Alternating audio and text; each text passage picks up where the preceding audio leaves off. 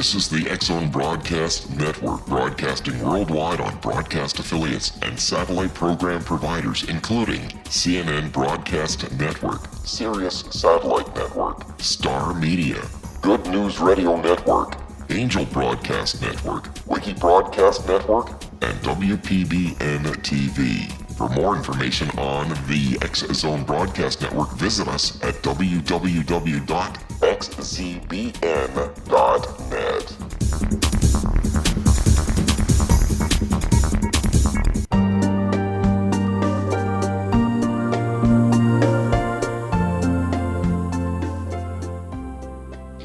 Welcome to Too Good to Be True. Welcome everyone to the show today. And of course, thank you to all the listeners. Is everyone ready for a really thrilling show about the Titanic? Before we start getting into details, let's just briefly talk about the psychic insight and how we apply it. We choose a subject and research it, and based on that research, we determine what we think needs to be explained by creating a series of questions. Then Justina provides psychic insight to answer those questions. At the end of the process, we have psychic insight into a subject. At that point, it is a question of individual belief. Can you go through the disclaimers? So before we get into the actual information about the Titanic, here are the disclaimers again. Neither of us claims to have any expertise in any subjects that we discuss. We relate information we find through research and psychic insight. We are always delighted to hear from the listeners. The show only lasts an hour. We don't have time to present exhaustive research on any topic. There will be information that we miss. We want to provide information that will be a basis for the psychic insight. We don't care if a theory turns out too good to be true, as the show name suggests. We are only interested in finding out more of the truth. Spirit can only relate insight that is appropriate for our time and history. Free will cannot be affected. Only comments that are appropriate for our time can be given. Much of the subject matter in shows will have already been covered again and again in other shows. We want to look into subjects into a new, different way and be thought-provoking. And another one is that we are not so good with pronouncing names, so we apologize for butchering anyone's names. And finally, we have one more disclaimer for today's show. We're going to be talking about people who are accused of negative actions. We understand that different people have different life paths, so there is no intention to be judgmental. We are merely trying to get the truth by means that cannot be described as scientific. We always want to encourage listeners to follow their own beliefs. So, as I mentioned, today we are going to be discussing the sinking of the Titanic. And Dad, you chose the topic. Why did you choose this topic?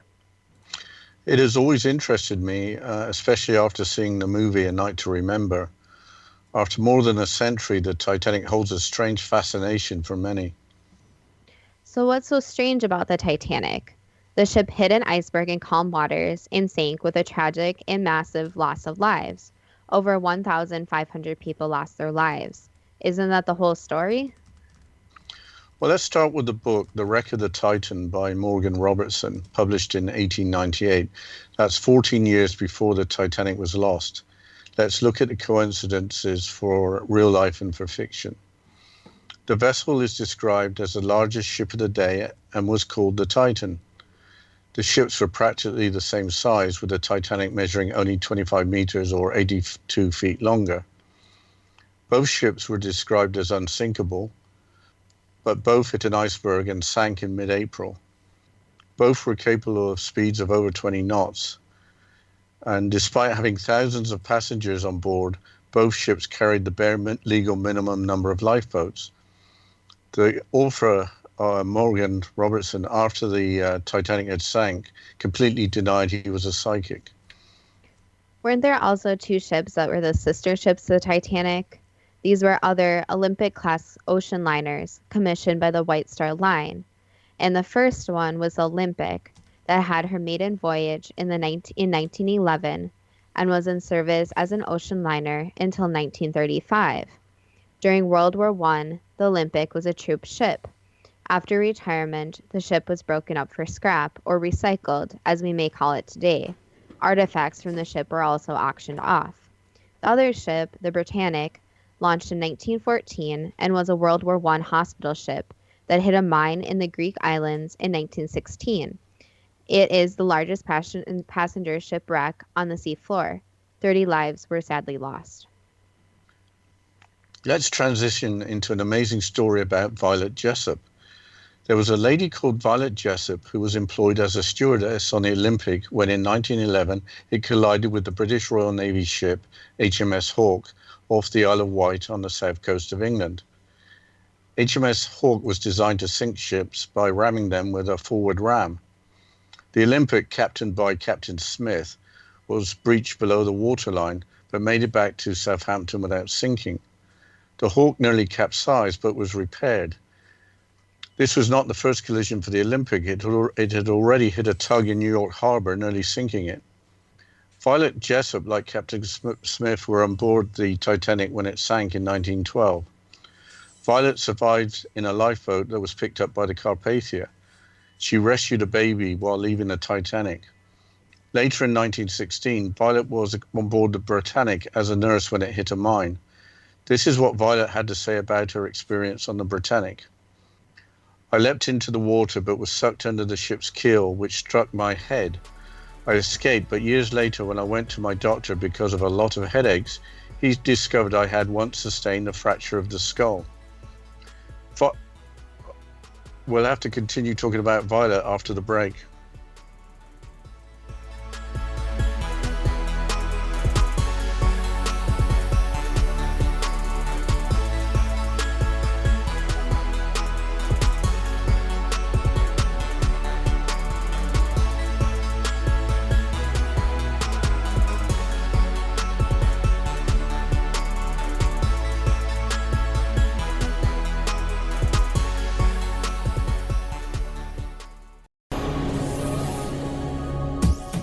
This is the X-Zone Broadcast Network, broadcasting worldwide on broadcast affiliates and satellite program providers, including CNN Broadcast Network, Sirius Satellite Network, Star Media, Good News Radio Network, Angel Broadcast Network, Wiki Broadcast Network, and WPBN TV. For more information on the X-Zone Broadcast Network, visit us at www.xzbn.net.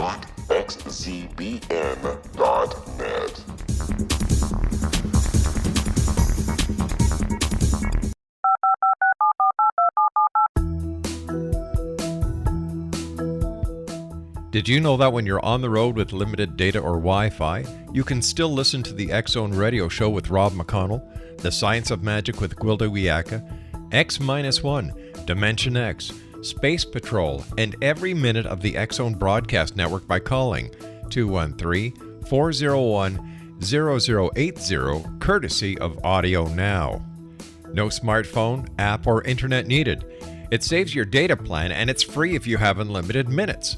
Call 213-401-0080 to listen on any phone, anytime, anywhere. Remember 213-401-0080 for the best of the paranormal, parapsychology, and sci-fi radio programming anywhere, 24/7, 365.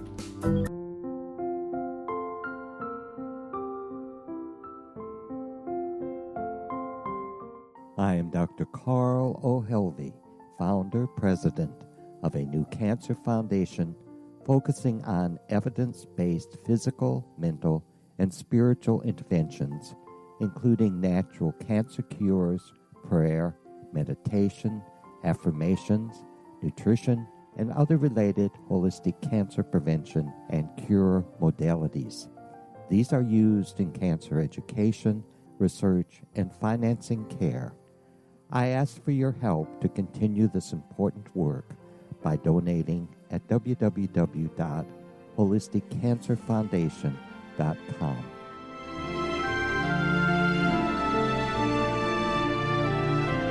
Hello, I'm Pete Marsh. With my daughter Justina, we will be presenting the new radio show, Too Good to Be True. If something seems too good to be true, it usually is. But with the help of Justina's amazing gifts, we're going to gain insight into questions that don't yet have complete answers. Have you wondered who built Stonehenge and for what reason? Why are crop circles found in the same region as Stonehenge and elsewhere? Are crop circles a hoax, or are they created with technologies that we have little knowledge of? Who built the pyramids in Egypt and also in other countries? How and why were they built? Was the Titanic switched with the Britannic as part of a gigantic insurance fraud, or for more insidious reasons? What caused the Tunguska event when trees were flattened over an 800 square mile area in Siberia? Will the new insights be too good to be true?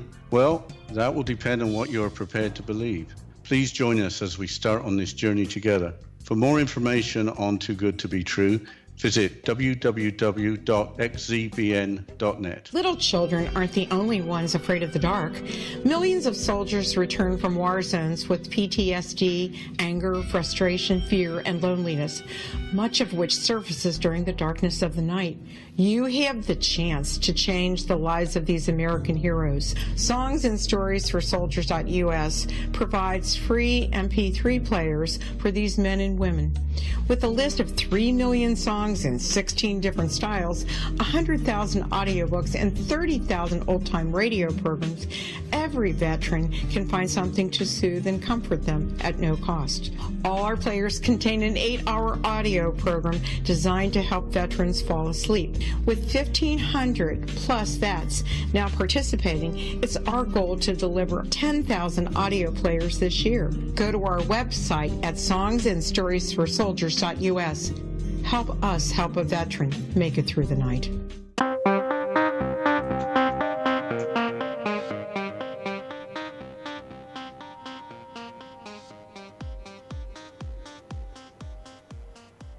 Welcome back to Too Good to Be True. And before the break, we were discussing Violet and her story. And Dad, you were just reading a quote. So can you please continue describing her amazing story? Yeah, I'll continue. After she had the keel of the Britannic hit her on the head and survive, which I think is incredible. Violet survived all 3 ships, including 2 complete losses and a collision. She lived until 1971 and died at age 83. A dramatized interview with her is currently on YouTube. And like Violet Jessup, a crewman, Arthur Priest, was also on board all 3 ships when all the unhappy events occurred. So there are amazing stories already without getting into the speculation surrounding the sinking of the Titanic. So what is all the speculation about? Let's start with a major speculation that there was insurance fraud. Remember that the Olympic and the Hawk had collided. Following the collision, there was an inquiry that claimed that the HMS Hawk was free of any blame. The British Admiralty, which is part of the government running the Navy, was in charge of the inquiry. The Royal Navy ruled in favor of the Royal Navy, but eyewitness accounts suggested that the Hawk was actually at fault. Both vessels had been severely damaged in the collision. With the Olympic taking the blame, this meant that no insurance payout for the White Star Line to cover these repairs. Besides taking blame for the collision, the Olympic, then the largest vessel in the world, was out of commission after only months in service. This was going to be the Olympic's 5th voyage, which of course had to be canceled. What happened next to Olympic? Yes, the Olympic, as you said, needed extensive repairs, but also needed temporary repairs to be able to sail again. It took over 2 weeks for temporary repairs to be completed in Southampton. Permanent repairs were then undertaken at the shipyard that all the 3 sister ships were built. That was in Belfast, Northern Ireland. When the Olympic arrived at the shipyard, the Titanic was being completed. Because of the labour and resources needed to repair the Olympic, progress on finishing the Titanic was delayed. The Olympic, besides a gaping hole towards the stern in the hull, had 2 watertight compartments that had been flooded. This was along with damage to the starboard propeller shaft. There is speculation that the damage was more extensive, with the keel having been damaged, and that the entire vessel was unseaworthy. The starboard propeller shaft was allegedly damaged, with a new propeller also needing to be installed. So a propeller intended for the Titanic was apparently installed as a replacement on the starboard side. There were also stories about the Titanic having minor differences in portholes in wheelhouse design that indicate that the Titanic, when it sailed, was actually the Olympic, but we don't have enough time to discuss all the details. There is speculation that the Olympic had a permanent list to the port of 2 degrees, but listing a degree or two is not unusual. Apparently, the Titanic on her maiden voyage also had a permanent list to the port of 2 degrees. Possibly its sister ships could have similar lists. The Titanic and the Olympic were apparently in adjacent docks, making it very possible to switch nameplates to exchange the identity of the vessels. Against that speculation was the fact that the parts and furnishings for Olympic were marked with the number 400, whereas the number for the Titanic was 401. Changing all the numbers would have had to been a monumental task. So, how long was the Olympic in the shipyard with the Titanic? The collision with the Hawke was in September of 1911. The Olympic was back in service by November of the same year. So 7 weeks have been quoted for the two ships being together in the shipyard. In the end, the Titanic's maiden voyage was only delayed for about 3 weeks. Once the Olympic was back in service, it had to return to the shipyard again when it lost a propeller blade on a scheduled voyage. That was in February of 1912, before the Titanic sea trials and maiden voyage. After that, the Olympic was in service until 1935, and following the events of the Titanic, was refitted to have a double skin around the boilers and engine room. 5 of the watertight compartments were extended to a higher deck, among other safety improvements, including upgraded lifeboats. Getting back to the Titanic. Officially, its sea trials commenced on April 2, 1912 at 6 a.m.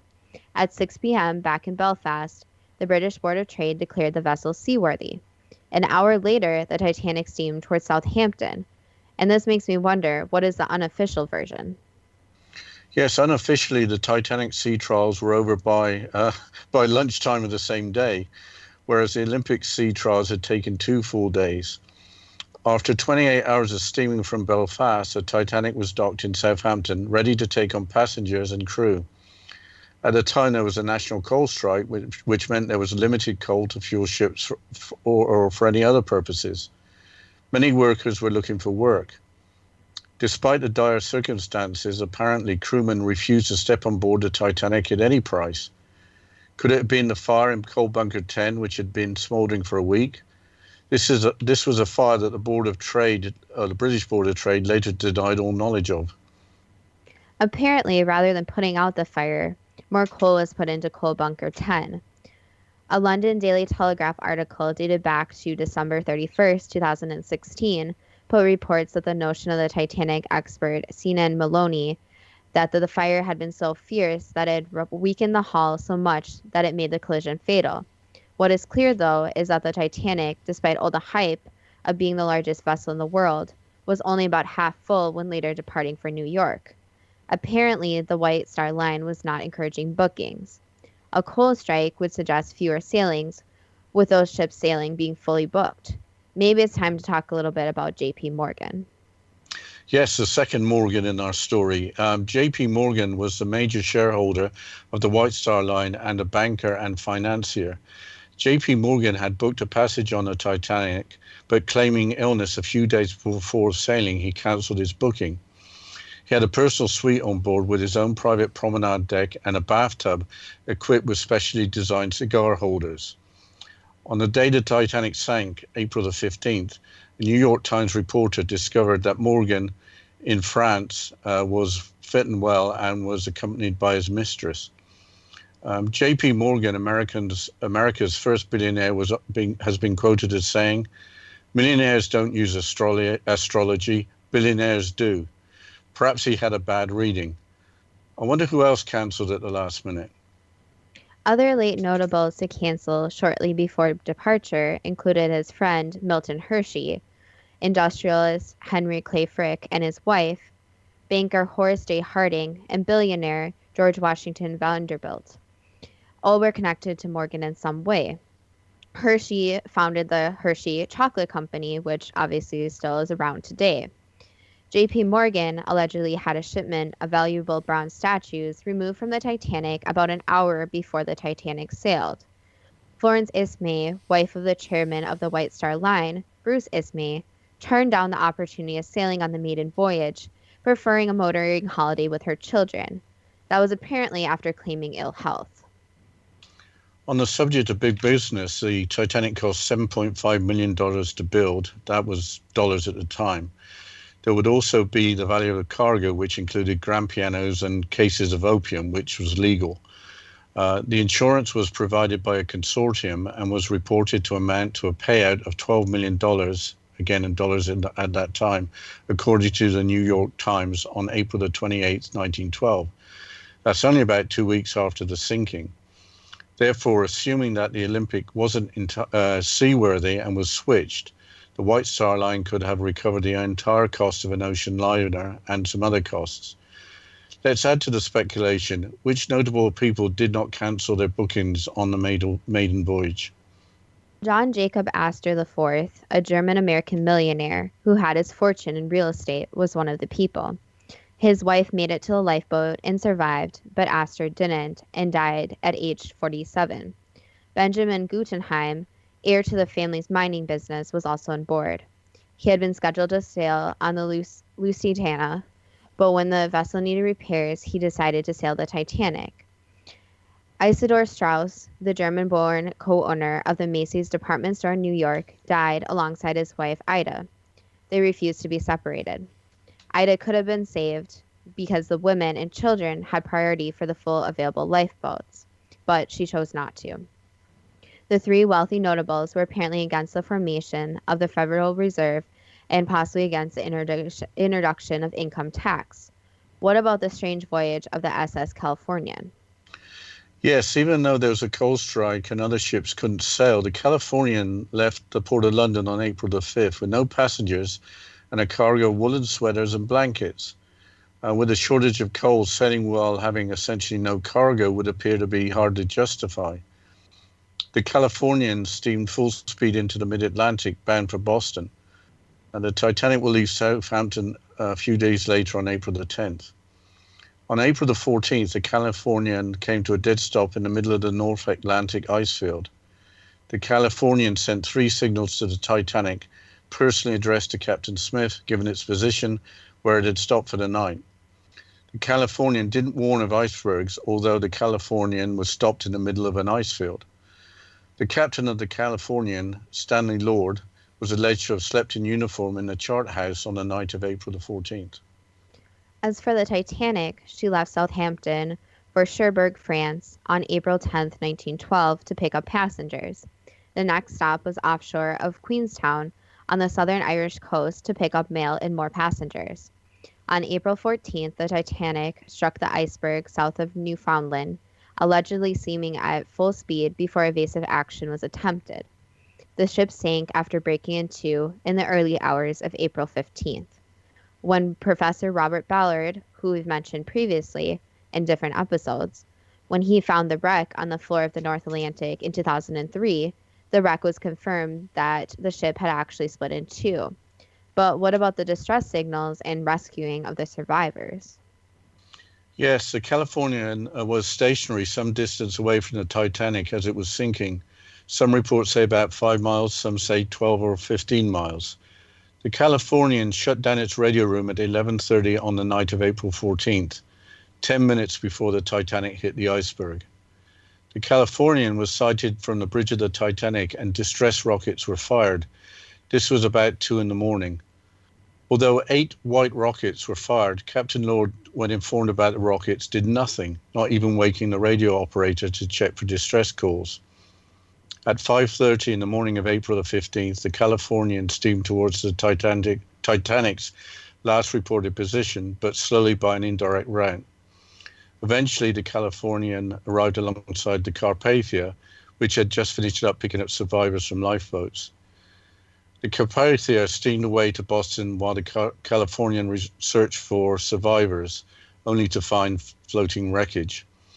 Although fired by his employers some months later, Captain Stanley Lord was never tried of any offence. He was not permitted to speak in his own defence during the British and American trials. There has also been a lot of speculation regarding whether the Californian could have came to the Titanic's rescue and could have prevented many lost lives. Apparently, the ship had stopped for the night due to the risk of hitting an iceberg. Ironically, the Titanic steamed at full speed just miles away, and, as most people know how the story ends, hit an iceberg. However, on the night of April 14th, the sea was so calm, icebergs were hard to spot as they weren't visible since the waves were not visible lapping against the ice. There's been a lot of debate regarding the appearance of the wreck of the Titanic and whether it is or is not the Olympiad lying on the sea floor. But we'll get more into this and other information after the break here.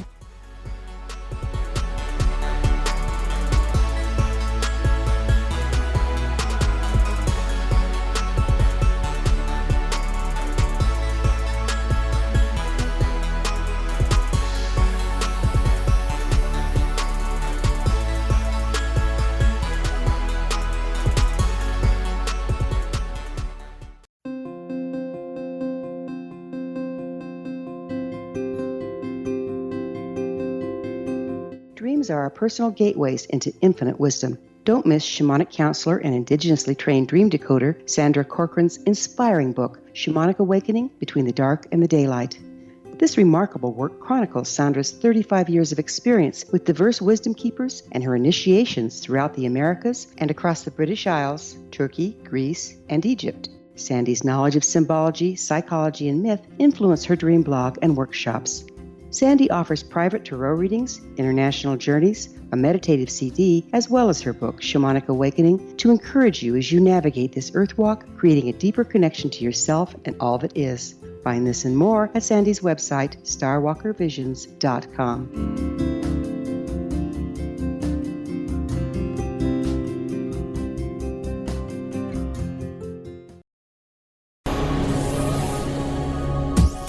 This is the X-Zone Broadcast Network, broadcasting worldwide on broadcast affiliates and satellite program providers, including CNN Broadcast Network, Sirius Satellite Network, Star Media, Good News Radio Network, Angel Broadcast Network, Wiki Broadcast Network, and WPBN TV. For more information on the X-Zone Broadcast Network, visit us at www.xzbn.net.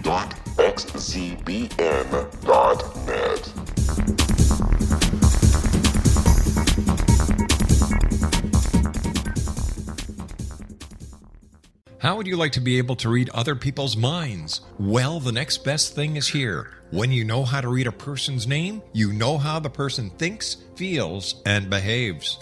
Each letter in our name holds a key to unlock our true essence. Our name contains both our gifts and challenges in this lifetime. Mnemology science discovers personality secrets hidden in the placement of the letters of our names, including the first and last impression people remember about us.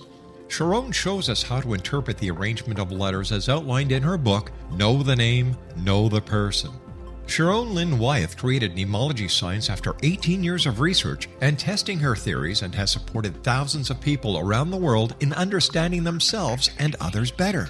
You'll enjoy Sharon's unique teachings as she shares her system to learn the gifts behind your given birth name. Even if you don't like your birth name, there are jewels in this book. If you're thinking of changing your name, ready to name your child, or wanting to get along better with others, this is the book for you. If you'd like to improve your relationships and change your life for the better, get the book today, Know the Name, Know the Person, or visit www.knowthename.com. That's www.knowthename.com.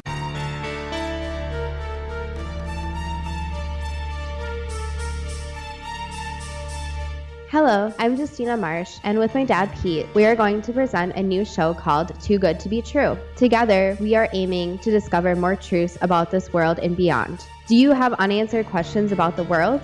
Do you ever wonder about aliens, conspiracy theories, or the universe? There are many shows discussing subjects such as pyramids or UFOs, but we want to relay this information based on our own research, including from spiritual means. Hopefully, listeners will be helped with their own beliefs and will appreciate the psychic insights that add to the previous research and information. We both look forward to sharing this insight and beginning this journey with our listeners. Visit xzbn.net for more information about when to listen.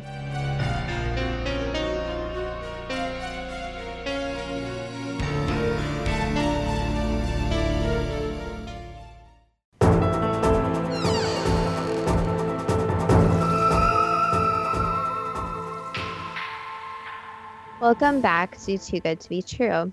And before the break, we were discussing a little bit about the Titanic and what was going on with the Titanic. So, Dad, can you go into more detail about this?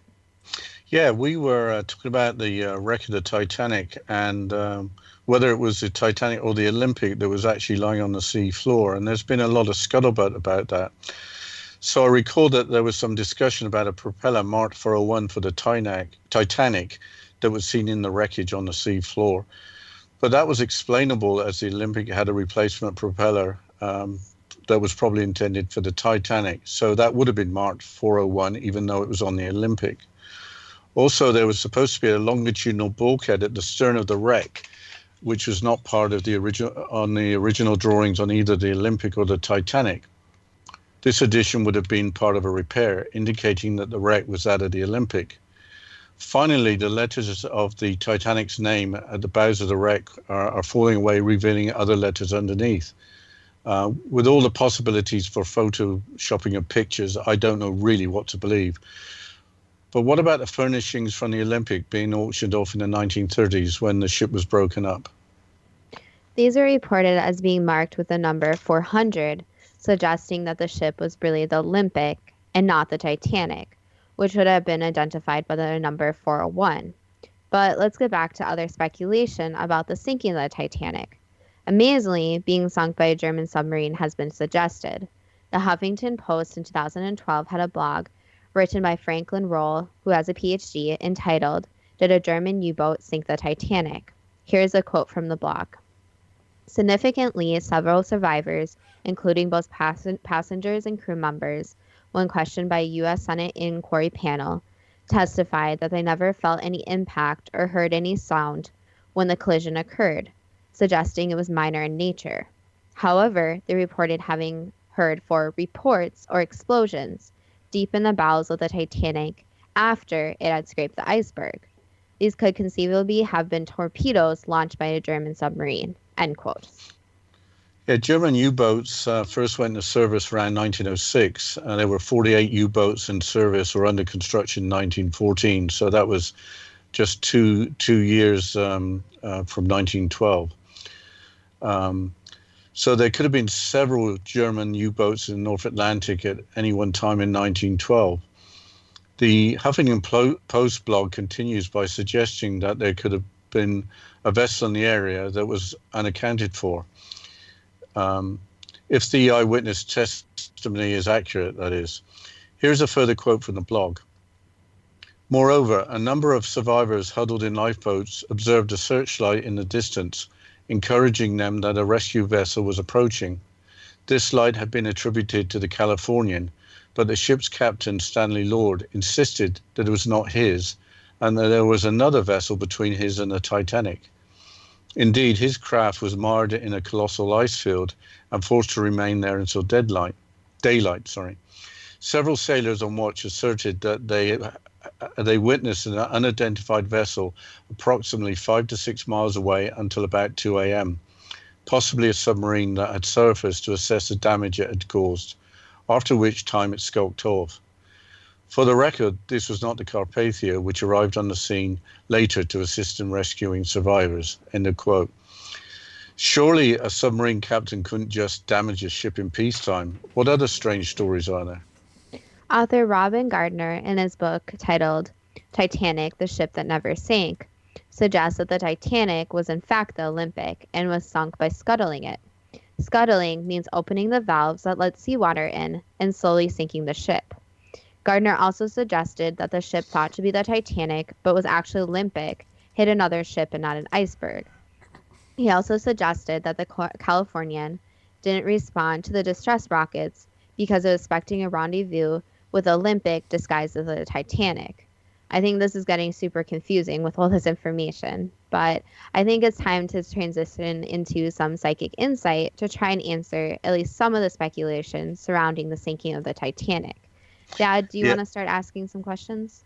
Oh, sure. I was just thinking that it gets confusing because we talk about the Titanic that's alleged to be the Olympic, so we're not sure what is the Titanic and the Olympic. But anyway, it must be very confusing.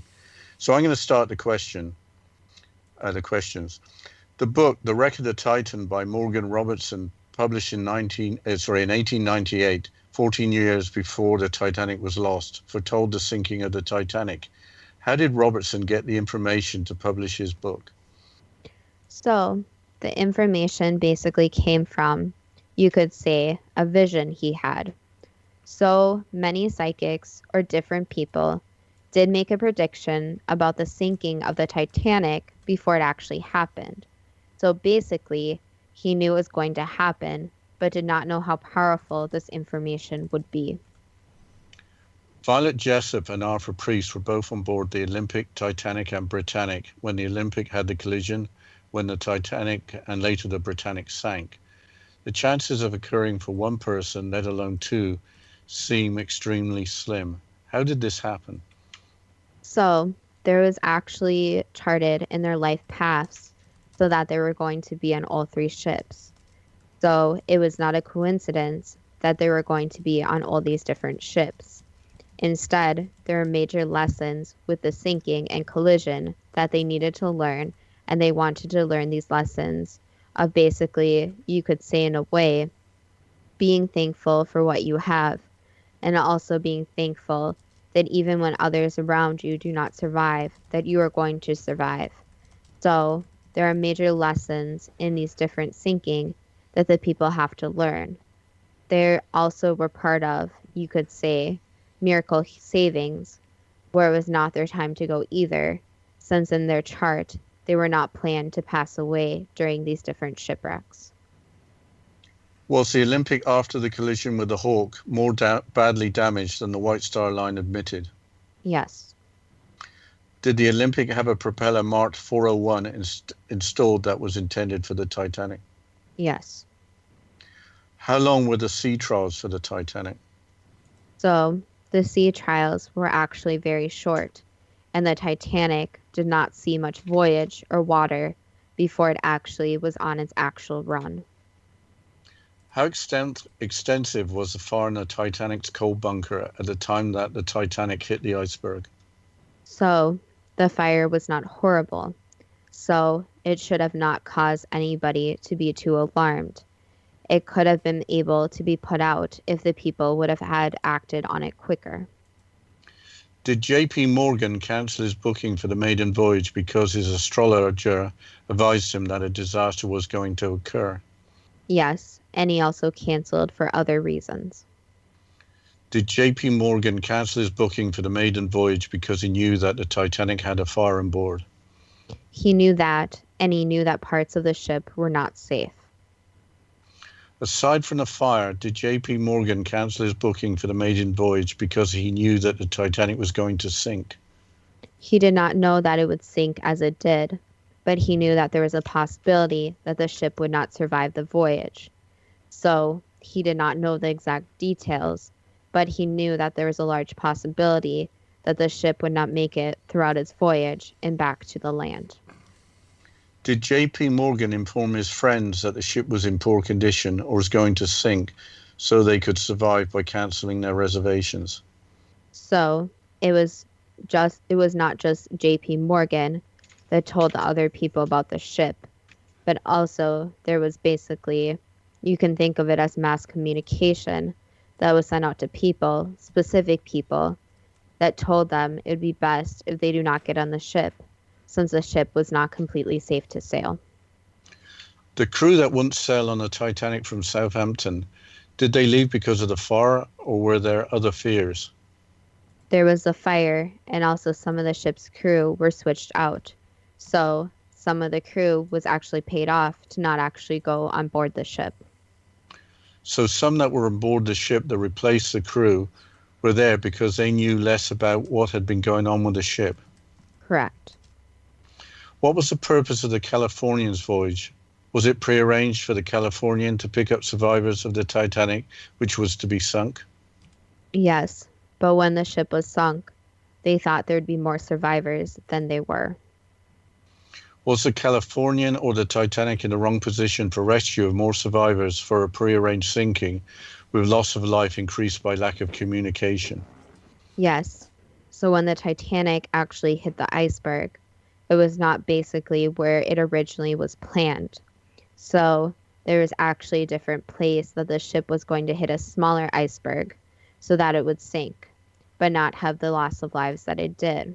So the other ship was there to pick up the survivors, and it was supposed to pick up more survivors since there was supposed to be less loss of life than there was. Did the Californian expect to rendezvous with the Titanic at a location where the Californian expected her to sink? Yes. Why did the captain of the Californian not investigate the rocket seen by his crew? This over the concerns of his crew. Because basically he did not believe them, and also he knew about the sinking. So he was, let's just say, he did not want to put his nose where it didn't belong. Why was the Californian's radio operator allowed to leave his radio room and get some sleep, such that the Titanic's distress messages were not received? Again, it goes back to only receiving the money and not caring too much about the actual people.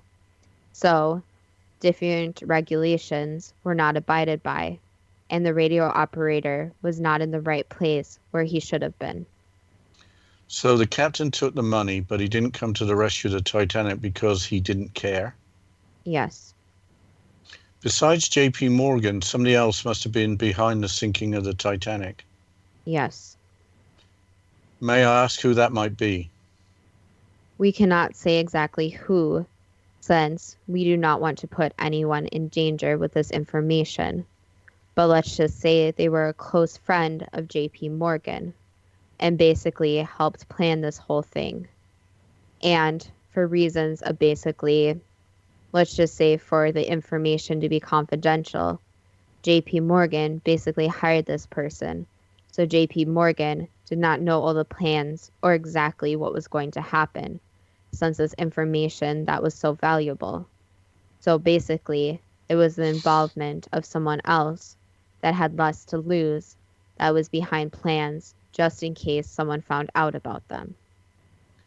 Was Captain Lord of the Californian prevented from telling any of the truth about the intended purpose of his ship? Yes. Was the Titanic sunk by a German submarine? Yes. Was the Titanic deliberately sunk by scuttling it? Yes. So it's both a German submarine and scuttling? Yes. Did the fire in the coal bunker have any effect on the sinking of the Titanic? No. I think we're coming up to a break. I think we'll have to... no, we're okay. Did hitting the iceberg cause fatal damage to the Titanic and cause its sinking? So, for the original incident with the iceberg, the ship was supposed to hit a smaller iceberg, so the sinking would be less extreme. So basically, the original iceberg was smaller, and they decided to go with the larger iceberg so that the cover-up would be, let's say, better. But this is when the ship went off course. So basically, the iceberg caused minimal damage, but not enough to sink the ship.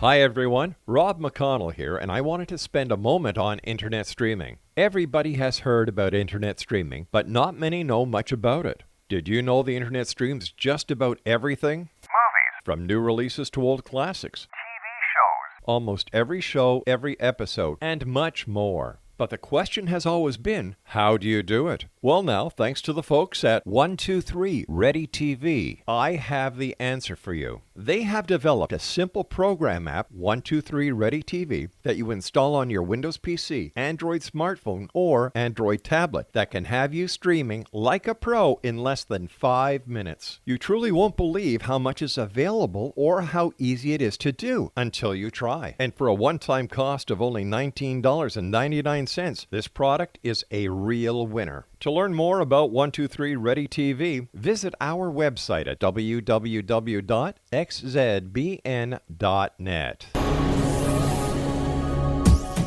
This is the X-Zone Broadcast Network, broadcasting worldwide on broadcast affiliates and satellite program providers, including CNN Broadcast Network, Sirius Satellite Network, Star Media, Good News Radio Network, Angel Broadcast Network, Wiki Broadcast Network, and WPBN TV. For more information on the X-Zone Broadcast Network, visit us at www.xzbn.net.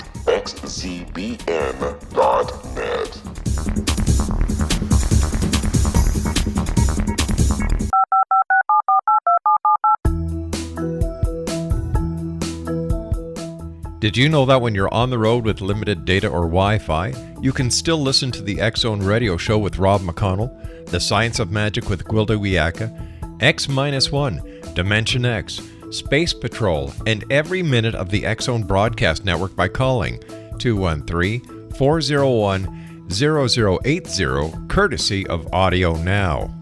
No smartphone, app, or internet needed. It saves your data plan and it's free if you have unlimited minutes. Call 213-401-0080 to listen on any phone, anytime, anywhere. Remember 213-401-0080 for the best of the paranormal, parapsychology, and sci-fi radio programming anywhere, 24/7, 365.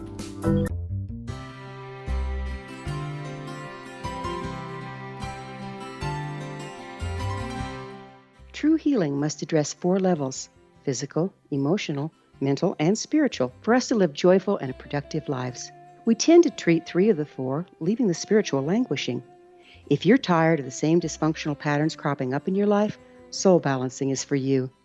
Trixie Phelps, owner and founder of Soul Balancing, is a naturally gifted energy healer trained in numerous esoteric forms, including shamanism. Trixie has created a powerful modality that safely and effectively clears your energetic field. A soul balancing session can remove interference, heal trauma, and restore your hope. Contact Trixie for a life-changing long-distance session today, www.soulbalancing.world.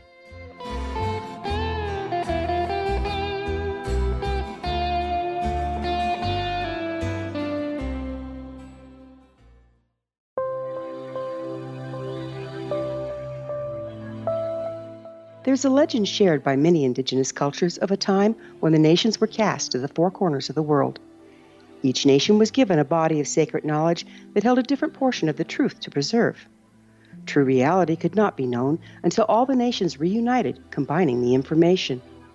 If a single one was missing, the world could not be reborn and darkness would prevail. The Science of Magic Radio is dedicated to reuniting the sacred knowledge. With the understanding, none of us has all the answers, but together we can open new perceptions and possibilities. Through our combined vision, the world can be reborn into a place where darkness no longer prevails. Join me, Gwilda Wiyaka, and the Science of Magic daily on the X-Zone Broadcast Network, xzbn.net, or visit us at thescienceofmagic.net.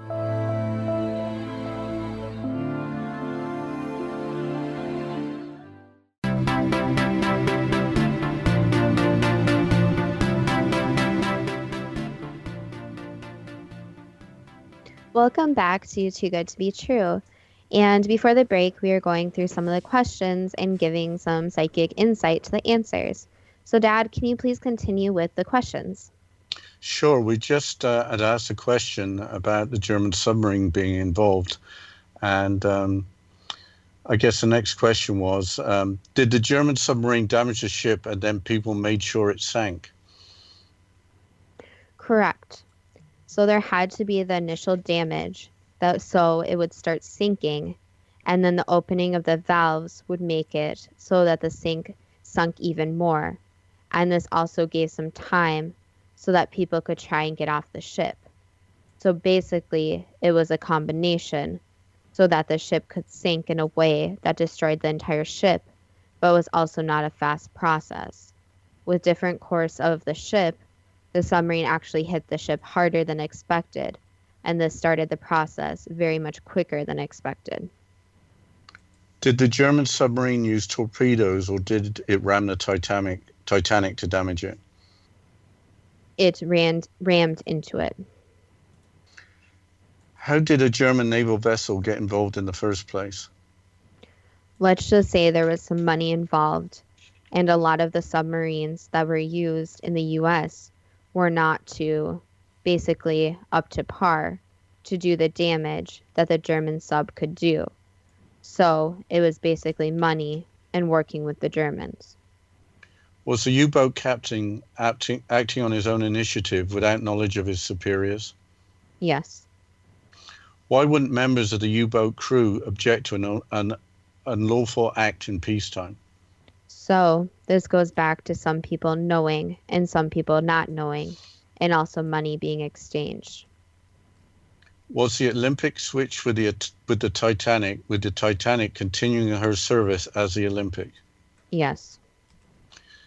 Did John Jacob Astor IV, Benjamin Guggenheim, and Isidor Straus all die in order not to be obstacles to the founding of the Federal Reserve and the introduction of income tax? Yes. So major people were obviously warned about the sinking, and also other major people were encouraged about getting on board the boat. So that is why basically there's supposed to be some fatalities, but not as many as they were.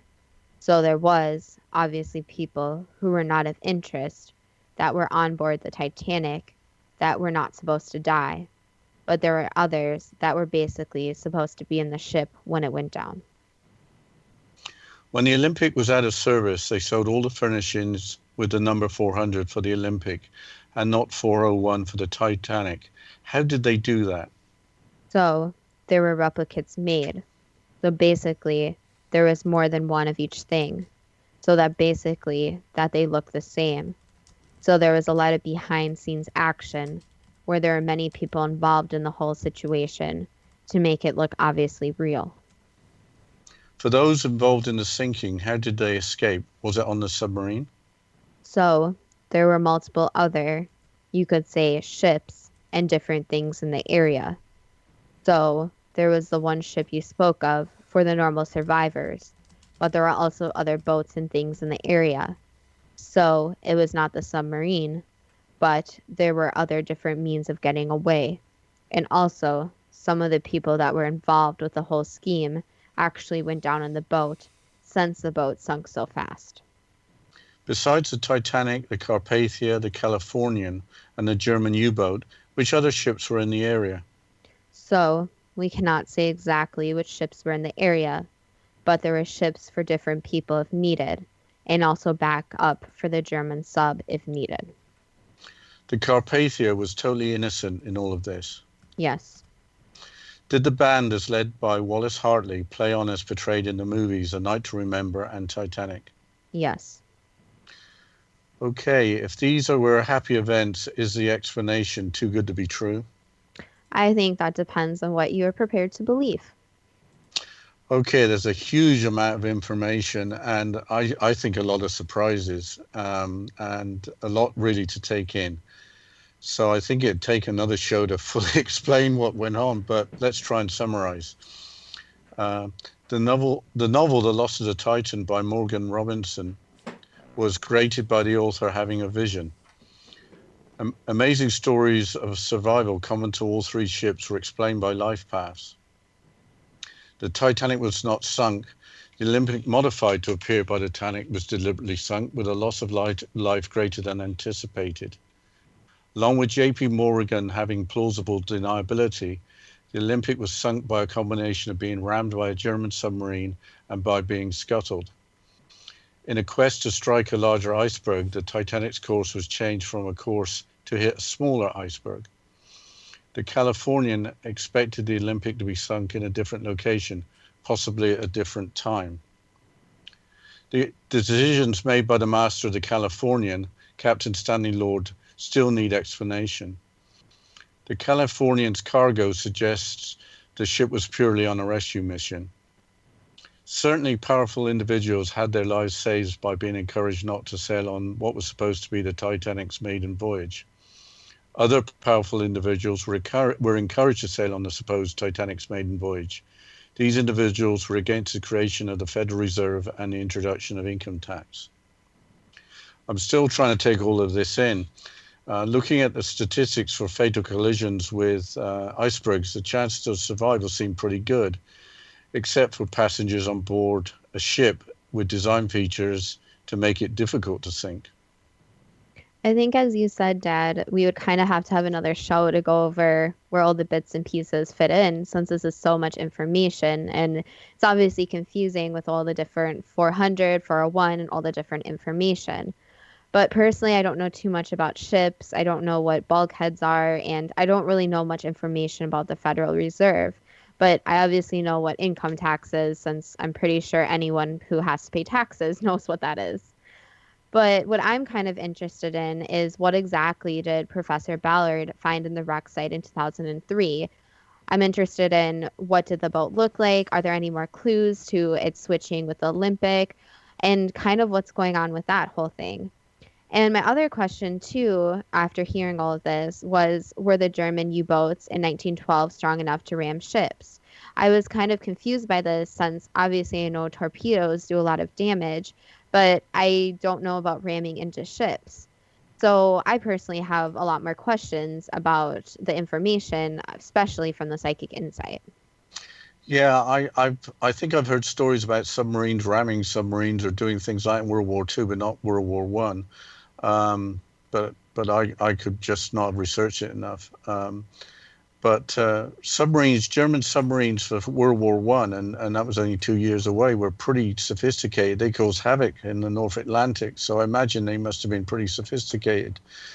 I checked on U.S. Navy submarines in 1912, and per the psychic insight, they were not as advanced as the German submarines, with even the latest designs having conning towers partially made of canvas. They were known as pig boats and were only safe in coastal waters.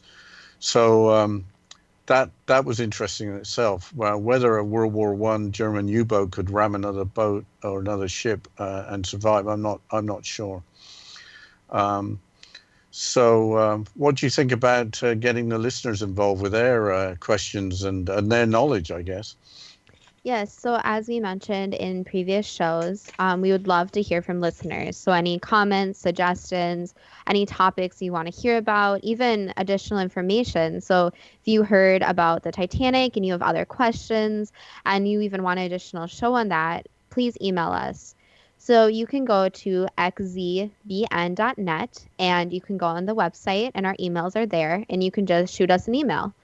And you can ask us questions, provide topics, or even make a comment about the show. And I think, Dad, something else interesting we could bring up is you were telling me about one of our ancestors who actually had a comment about the Titanic. Do you want to tell that story to the listeners? Yeah, I got really two connections. Your great-great-grandfather, Ernie Marsh, predicted the sinking of the Titanic on its maiden voyage. He said to say it was unsinkable was sheer arrogance, and God would not entertain the arrogance of mankind. And that apparently turned out to be his intuition. We didn't talk about British Navy subs at all, but your great-grandfather on the other side was a submariner in Royal Navy submarines in World War I. So I think that must have been absolutely horrific to be in those boats, whichever Navy you were in at the time. So that makes it all interesting. Part of this led me on to think of World War I and how that started. We're told that Archduke Ferdinand, I think, was shot or assassinated, and that started the whole thing, the whole dominoes to fall. So that's one subject I would really like to get some psychic insight. Maybe it was exactly as the history books about, or was there more going on? But anyway, what are your thoughts, Justina? I think that, as we've said before, there's a lot of unanswered questions. So even the psychic insight today brought up a lot more unanswered questions about different topics. So it sounds like that there was even possibly different schemes going on throughout history that the public wasn't aware of, which I'm not super surprised about, but it's also interesting to hear about that. And it's also interesting about the life path and life charts, which could even be its own topic by itself, but that some people have certain events in their life for a reason. But again, as we mentioned, we'd love to get the listeners involved in this and have them do different topics. And as usual, we thank the listeners. Dad, do you have any final comments? Yeah, the interesting thing about life paths was that even the good guys had life paths, but probably the bad guys in the story, perceived to be bad guys, also had life paths. So that's all rather strange.